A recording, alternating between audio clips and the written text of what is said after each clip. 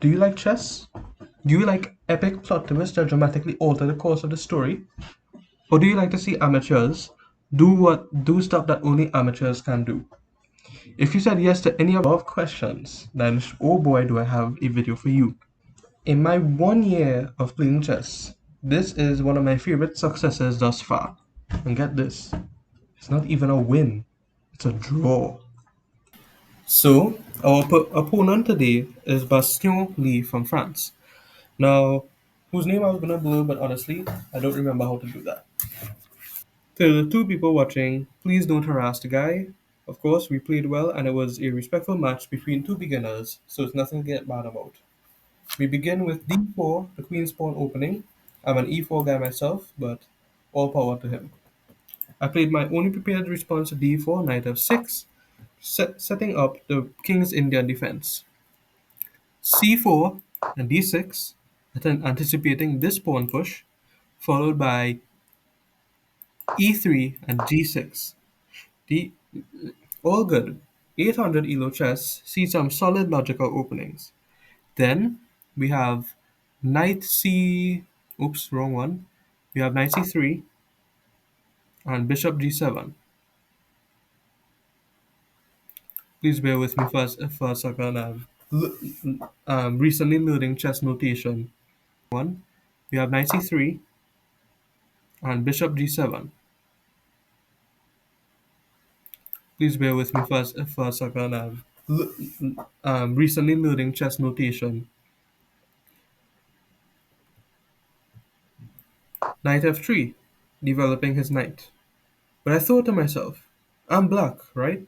Well, not actually, I'm Indian, but I'm playing with the black pieces, meaning white has a head start in the game, and I have to compensate somehow, determining that it was worth the trade as it had control over the center. Queen takes back, I develop, I get attacked, and I retreat. My opponent brings his queen back to where she was. He's an old-fashioned man. He don't want she outside the house. But in all seriousness, it's a pretty good attack. It's a pretty good idea, threatening my knight. But I decided to get my knight out of trouble by putting this pawn and making my way out. So after this, what happens is that we our bishop is developed, my queen is developed, and both of us castle on opposite sides. Opposite side castling has been known to cause many chaotic positions where pawn storms can occur, which I've heard can lead to a very warlike game where pawns will launch on the enemy's king and pawns will be launched on my king. Now, the horse gallops into my own castle, threatening my own horse. However, I said, my horse defended, bro, and called his bluff, supposedly. Now, if you've watched this far, this bar, called the evaluation bar, it drops like a thermometer dipped in liquid nitrogen. This indicates that I, unknowingly, gave white an acute advantage similar to having 7 points of material and a tactical opportunity. In post-game analysis, I ran this back and I saw what I missed was n takes f6, bishop takes f6, and what's up? Look at this. The bishop pins the queen to the king.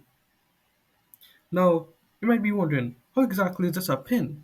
Because a pin is when a piece of lower value is pinned to a piece of higher value, and the queen is the strongest attacker in the game. However, the difference is, if you defeat the queen, the game goes on.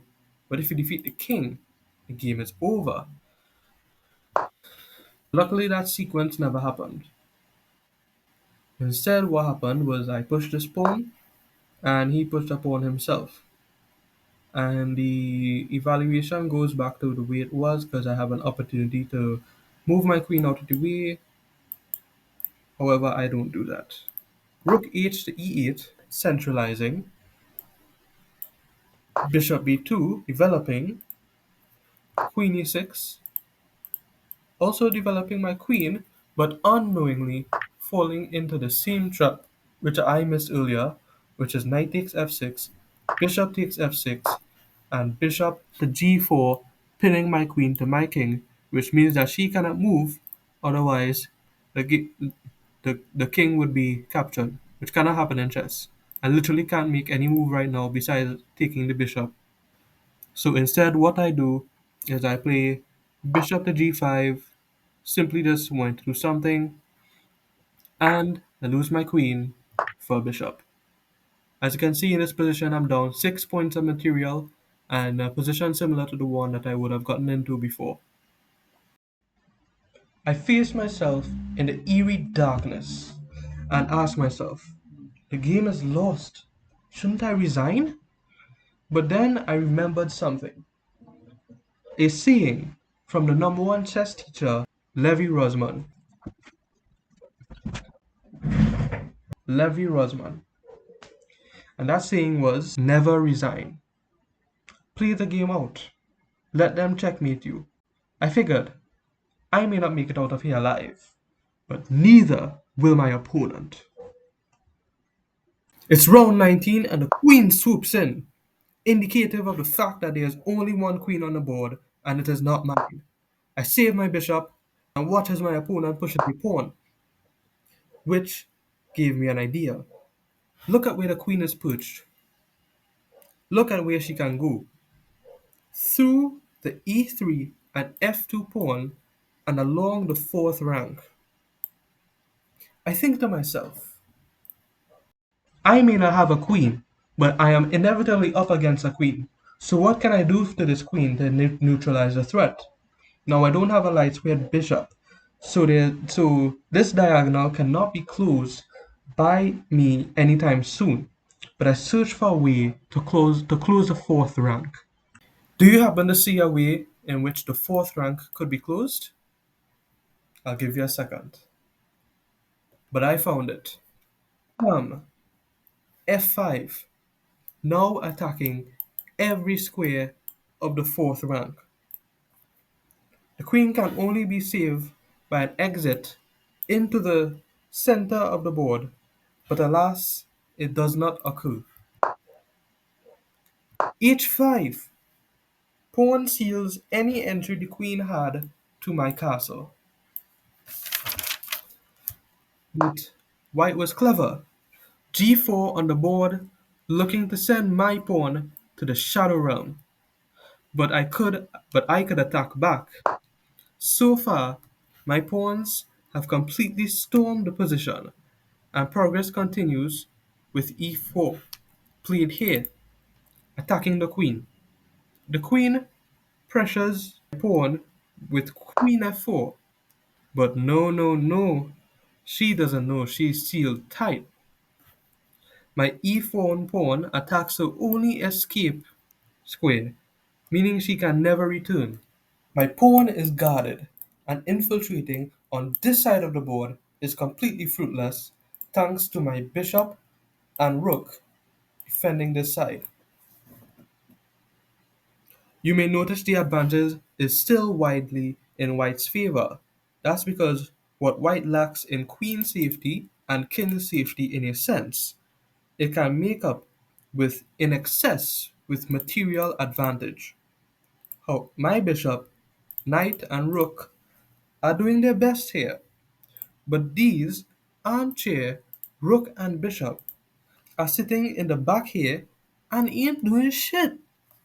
H takes d4. What white should consider is a c5, he takes c5, rook a d1, takes, pawn takes, and then they stop my pawn. And then what can I do? This is the end of it here. I could offer a rook trade, takes, takes, pawn, take. I'm completely dead. There's nothing I can do. See, that's the power of playing to your advantage.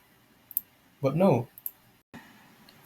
But white's error in this endgame, h6 g4, is playing where the advantage wasn't, and where my only advantage in the form of pawns was.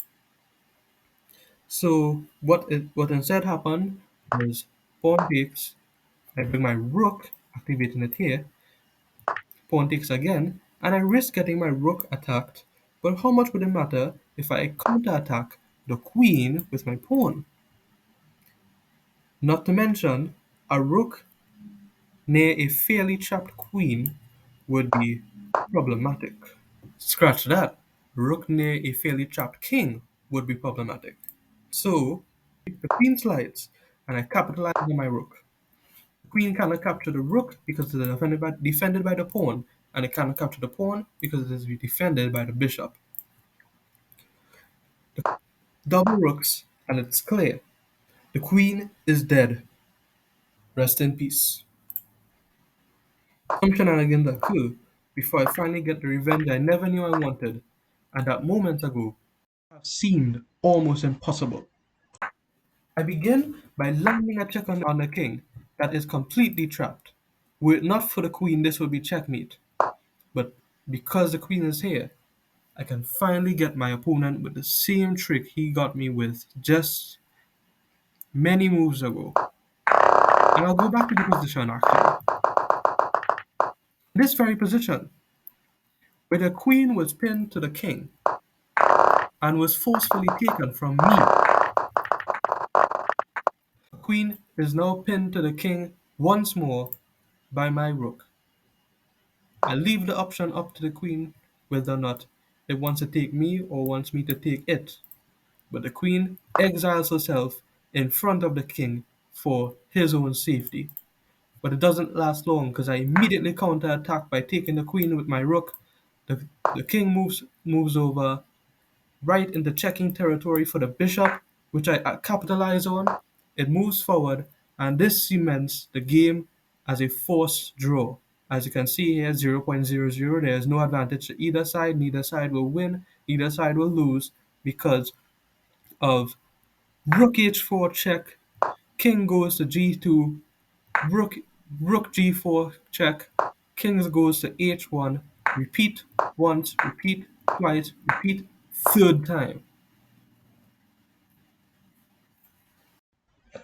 So despite being 4 points of material down and not having a queen against a queen, I still found a way to counterattack and secure a draw where I certainly would have lost before. I found a way to counterattack by recognizing that the king was not safe where it was. Save for the queen herself and about one pawn, the king was open for attack, and I capitalized on my opportunity to do so by pushing the pawns that were in front, that were be by marching the pawns up on the king's side. Let this game serve as proof, as well as inspiration, that games in continue on even after the loss of material. You should only resign in the event that you are 100% certain the opponent will defeat you, a sentiment that is uncommon at 800 elo or below.